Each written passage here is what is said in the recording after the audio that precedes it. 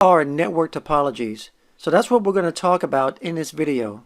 Now, a topology is the layout of how a network communicates with different devices. And there are a couple of different categories of topologies.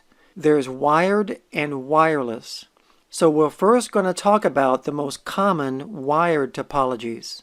And the most common wired topology that's used is the star topology. Now, in a star topology, all computers are connected to a central wiring point, such as a hub or a switch. All data on a star network passes through this central point before continuing to its destination.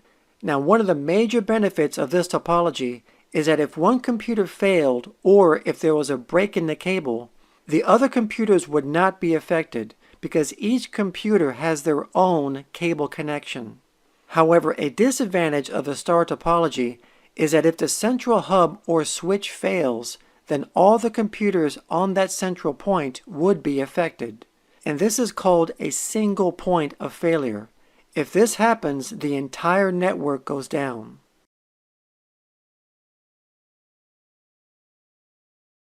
Another type of topology is called ring.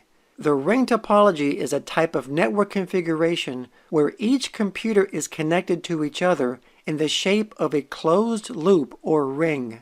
So every computer on this ring has exactly two neighbors for communication purposes. Each data packet is sent around the ring until it reaches its final destination. Now, this kind of topology is very old and is rarely used today. Now, the advantage of a ring topology is that they are easy to install and easy to troubleshoot. However, the disadvantage would be that if just one of these computers goes down, or if there was a single break in the cable, then all data flow would be disrupted.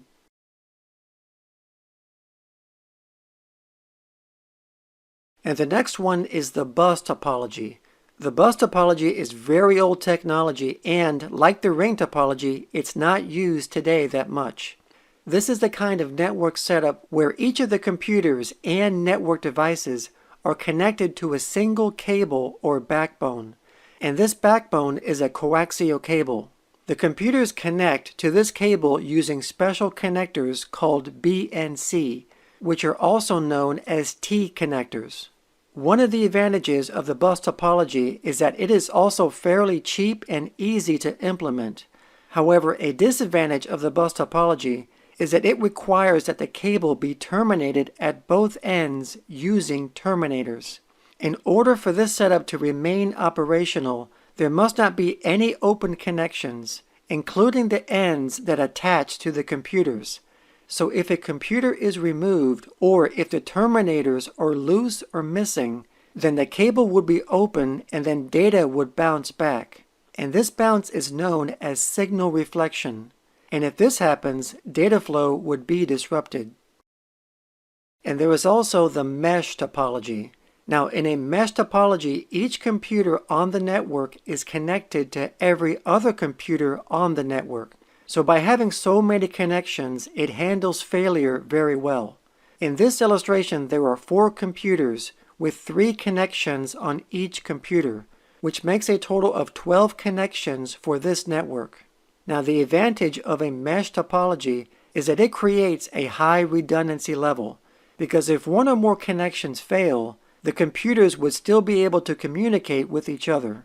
However, because of the amount of cabling and network cards that have to be used, mesh topologies can be expensive, so they are rarely used on local area networks or LANs. They are mainly used on wide area networks like the Internet.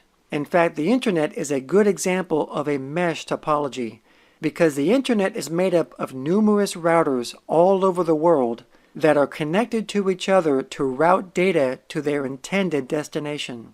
So even if a few routers go down, the data will get rerouted using a different path to ultimately reach their destination. So the Internet is very redundant because it's using a mesh topology. So now we're going to talk about wireless topologies. So let's start with the infrastructure wireless topology. Now, this topology uses a combination of wired and wireless devices. Now, this is very similar to a star topology, where you have wired devices such as these computers here physically connected to a switch. And you also have a wireless access point that's also connected by a cable to the same switch.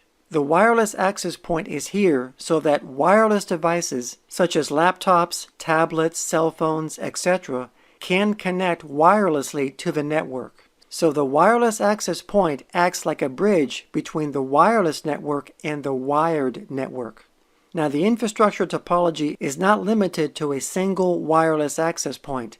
In fact, you can have multiple wireless access points if you want. It just depends on the needs of the network. And the next wireless topology is ad hoc.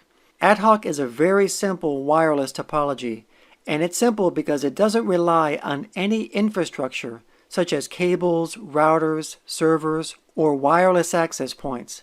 All the devices in an ad hoc network wirelessly connect to other devices in a simple peer-to-peer network.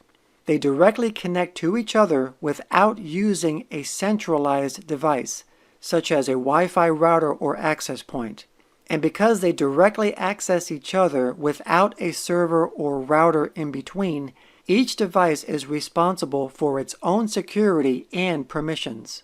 Ad hocs are useful for setting up a quick wireless network on the fly where devices can share data without the need of an existing wireless network. And the last wireless topology is called a wireless mesh. Wireless mesh topologies are similar to wired mesh topologies, where devices are interconnected with each other, but with the exception that they are wirelessly interconnected.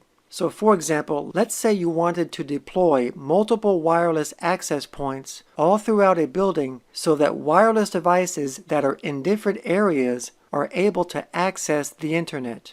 So normally you would have a modem that brings in the internet to the building. And then you would also have a switch that's connected to the modem. And then you would connect each wireless access point with a cable to the switch. So by doing it this way, this requires extra cabling, and it would also require extra time running the cables through the building. So this is more expensive and more time consuming.